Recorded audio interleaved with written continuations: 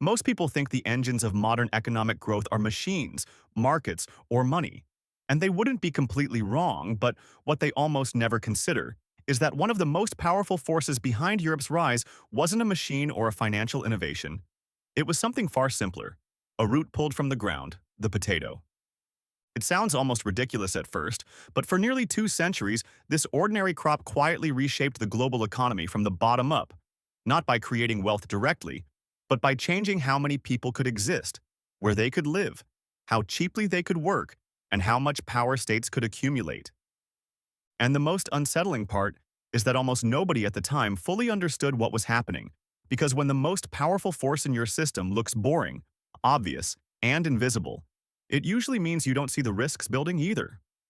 Welcome to Capital Historian, where money, power, and history collide, and nothing in the financial world is ever as simple as it looks. Before the potato, Europe wasn't just poor, it was structurally limited by food, because for centuries the population lived right on the edge of survival, growing slowly in good years and collapsing quickly in bad ones, since grain-dominated diets and grain was fragile, easily destroyed by weather, war, poor storage, or slow transport, meaning that one bad harvest could erase years of progress. Most people lived so close to hunger that long-term economic planning barely existed. Wages stayed low because productivity stayed low. Families had more children because survival was uncertain, and cities grew cautiously because they couldn't reliably feed themselves. So power wasn't limited by ambition or technology. It was limited by calories.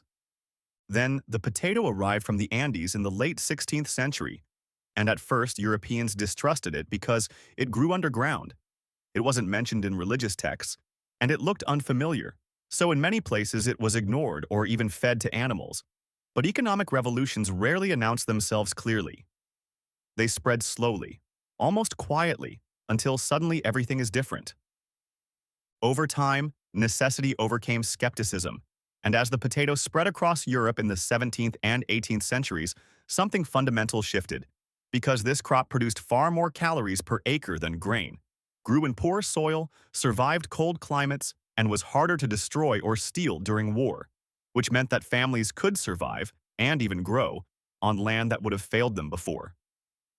This wasn't a small improvement, it was a productivity shock, and the consequences were massive, because suddenly the same land could support more people, more children survived, more adults lived long enough to work, and population growth accelerated not because people became richer, but because food constraints loosened.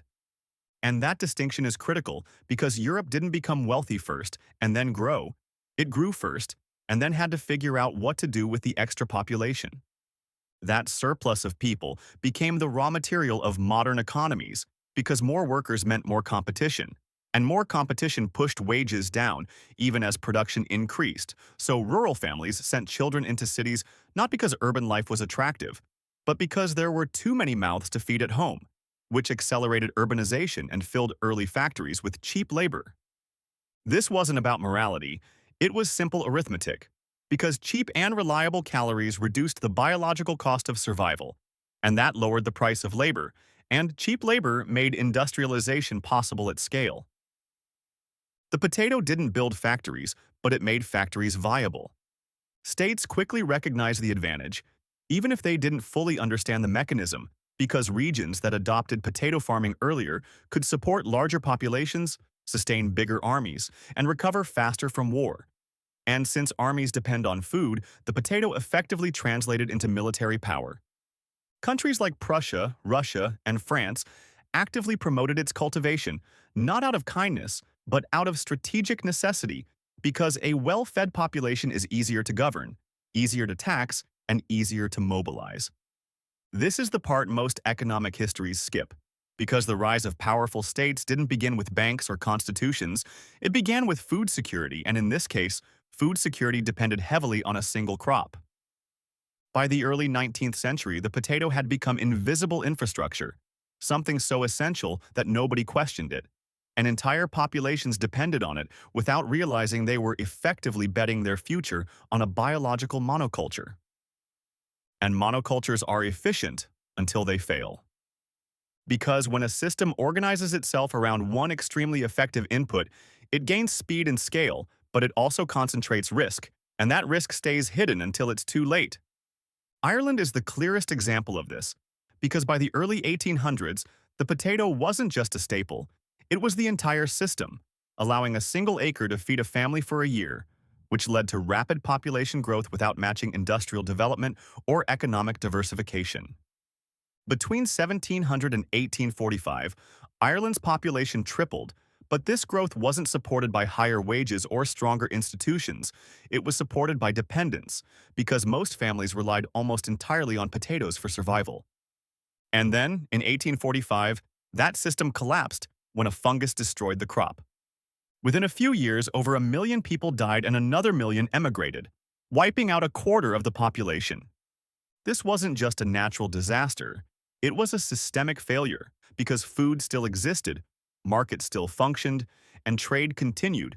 But access to food collapsed, revealing how fragile the system had become. Ireland had optimized for efficiency but not for resilience. And that distinction matters, because systems don't usually fail at their weakest point, they fail at their most optimized one. That lesson still applies today, because modern economies also depend on their own potatoes. They just don't look like food anymore. Oil is one of them because for decades it powered transportation, industry, and geopolitics, making growth feel natural, until supply disruptions suddenly triggered inflation, instability, and conflict. Semiconductors are another, because a small number of highly specialized factories now support entire industries, creating incredible efficiency but also obvious fragility. Supply chains, energy grids, payment systems, all of them function as modern equivalents of the potato, essential, efficient, and largely invisible until they break. And when they break, the reaction is always the same: first confusion, then denial, and finally panic. Because markets don't react to reality instantly, they react when people realize what reality actually is. That's where financial mistakes happen, because when systems work well, they create the illusion of permanence, and when they fail, they expose how narrow the foundation really was. The people who suffer the most are rarely the ones who built the system, but the ones who depended on it without understanding it. That's why economic history matters, not as theory, but as protection, because the goal isn't to predict every crisis, it's to recognize where dependency has been mistaken for stability. Real wealth isn't just about growth, it's about survival. And the story of the potato shows that progress can be real and still dangerous, that systems can lift millions while quietly increasing risk, and that the most powerful forces in an economy are often the least visible. Until they fail. History doesn't repeat, but systems follow patterns.